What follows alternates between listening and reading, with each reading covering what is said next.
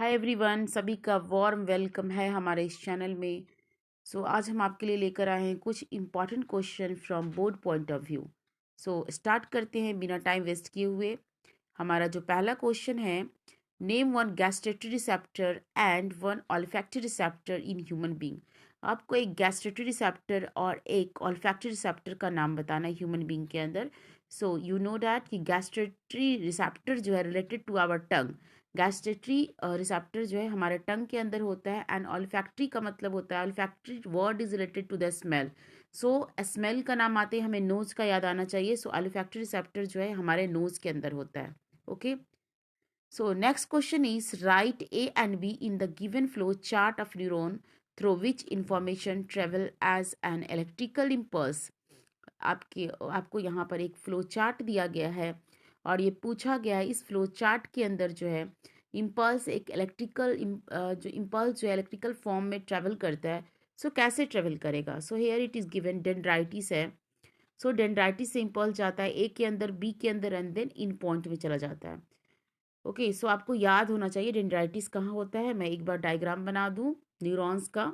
Neuron एक star shape का structure होता था, इस तरह से कुछ, राइट? कुछ याद आया न्यूरॉन्स का? And this is the dendrites, जो ये इस तरीके से निकला हुआ है इसके। This is the dendrites. Okay, and this is axon. Axon है ये। And this is cell body. Cell body.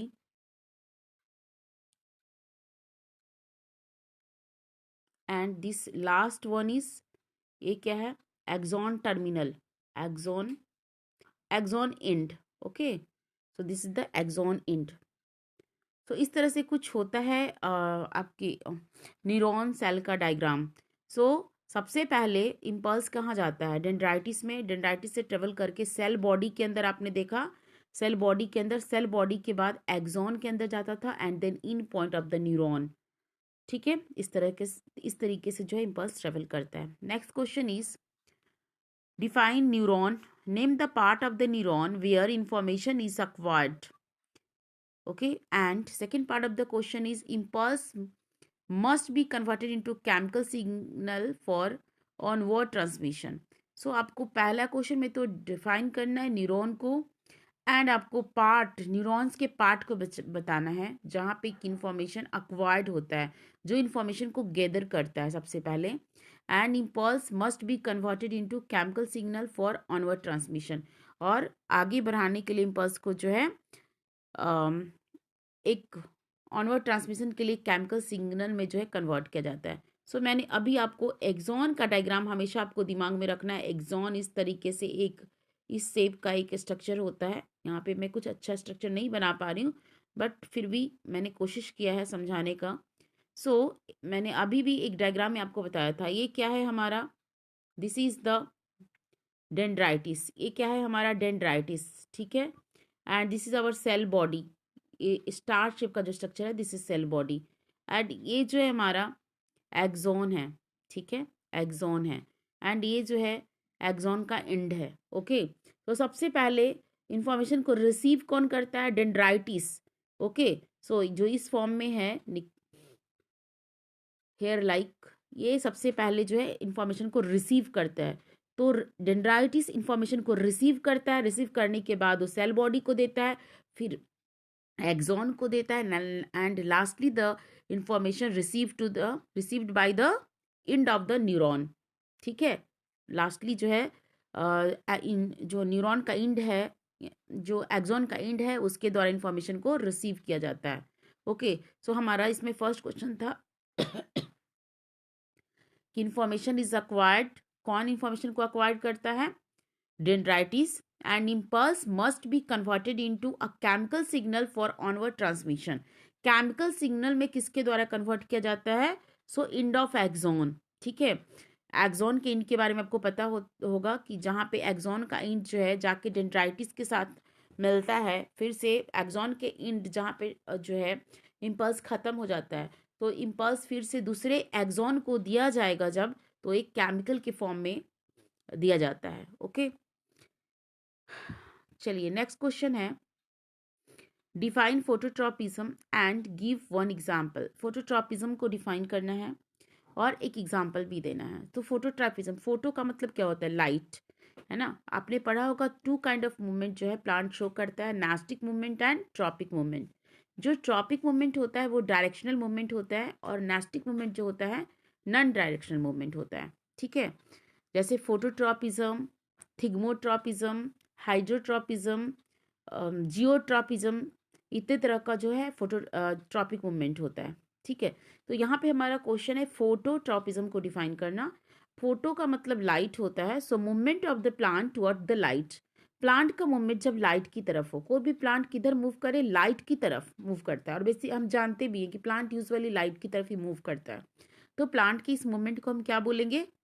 Phototropic movement. Okay, plant का जो स्टेम होता है यूजुअली लाइट की पॉजिटिव फोटोट्रॉपिज्म होता है, और प्लांट का रूट जो होता है हमेशा लाइट से अवे जाता है, नेगेटिव फोटोट्रॉपिज्म शो करता है। Clear? Next question is what do you mean by hydrotropism? Give an example. Chapter के अंदर हाइड्रोट्रॉपिज्म के बारे में भी बताया गया। हाइड्रो मीन्स क्या होता है? वाटर। सो वाटर की वजह से यदि मूवमेंट हो रहा है, वाटर के डायरेक्शन में मूवमेंट हो रहा है, सो हम बोलेंगे हाइड्रोट्रॉपिज्म। सो वाटर के डायरेक्शन में कौन जाता है? प्लांट का बेसिकली रूट, जिधर भी वाटर हो रूट उस तरफ मूव करेगा, उस तरफ जाना चाहेगा। सो हम कह सकते हैं the response of the plant towards water, the response of the plant toward water is called hydrotropism. Okay, so the root of the plant move towards water. Basically जो plant का root होता है ना, वो water की तरफ move करता है। Our next question is trace the sequence of, यहाँ एक sequence दिया गया है, sequence of event दिया गया है through a reflex arc। एक reflex arc का sequence है, okay, which occur when a bright light is focused on your eye। जब एक ब्राइट लाइट को, जैसे आप अचानक से आते हो, एकदम से मैं आपकी आइज के ऊपर एक कोई टॉर्च या कोई ब्राइट लाइट जला देती हूँ। ठीक है, रिफ्लेक्स आर्क का जो सीक्वेंस है वो कैसा होगा? हमारे आइज के अंदर फोटो रिसेप्टर है। फोटो रिसेप्टर जो भी लाइट को रिसीव करेगा, फिर वो सेंसरी न्यूरॉन को भेजेगा। सेंसरी न्यूरॉन जो है उसे स्पाइनल कॉर्ड को भेजेगा, एंड स्पाइनल कॉर्ड जो है मोटर न्यूरॉन को भेजेगा। आपको पता है कि सेंसरी जो है हमेशा इम्पल्स को रिसीव करता है और वो उसे मोटर को भेजता है। ओके, ये रिफ्लेक्स आर्क में स्पाइनल कॉर्ड के थ्रू होता है। स्पाइनल कॉर्ड के थ्रू जो है इम्पल्स जो है ट्रेवल करता है। आइस के अंदर जो फोटो रिसेप्टर सेल है उसने सबसे पहले इसे रिसीव किया, सेंसरी न्यूरॉन को भेजा, सेंसरी न्यूरॉन ने स्पाइनल कॉर्ड को भेजा, स्पाइनल कॉर्ड जो है मोटर न्यूरॉन को भेजेगा, एंड मोटर न्यूरॉन जो है फिर रिस्पॉन्स करेगा, एक्शन करेगा। तो जैसे ही मोटर न्यूरॉन इम्पल्स को रिसीव करता है, वो आई मसल को मैसेज देता है, and I muscle start blinking. Okay, I muscle start blinking, blink करता है, और इफेक्टर ऑर्गन उसी के अकॉर्डिंगली जो है वर्क करता है। This is the sequence of event in the during the reflex action. When anyone जो है, कोई भी आके जब आपके आइज के ऊपर एकदम से स्ट्रॉन्ग लाइट थ्रो करता है, दिस काइंड ऑफ जो है मूवमेंट आपके आइज के द्वारा, आइज जो है आपका रिफ्लेक्स एक्शन शो करेगा। तो इस तरीके से जो है ये सारा प्रोसेसिंग होता है आपके आइज के अंदर। Okay, now the next question is give the function of cerebellum. Cerebellum का फंक्शन बताइए, कोई भी दो फंक्शन बताइए, and name the component of CNS. और सीएनएस का कंपोनेंट को बताना है। तो आपको पता है cerebrum, cerebellum, mid brain, hind brain, ये सारे हमारे ब्रेन के पार्ट होते हैं। ठीक है, और सारी के अलग अलग फंक्शन होते हैं। तो सेरिबेलम का क्या फंक्शन होता है? Cerebellum is responsible for precision of voluntary action. कोई भी वॉलेंट्री एक्शन, है ना, वॉलेंट्री एक्शन हम जो करते हैं due to cerebellum, and cerebellum also maintain our posture and balance of the body.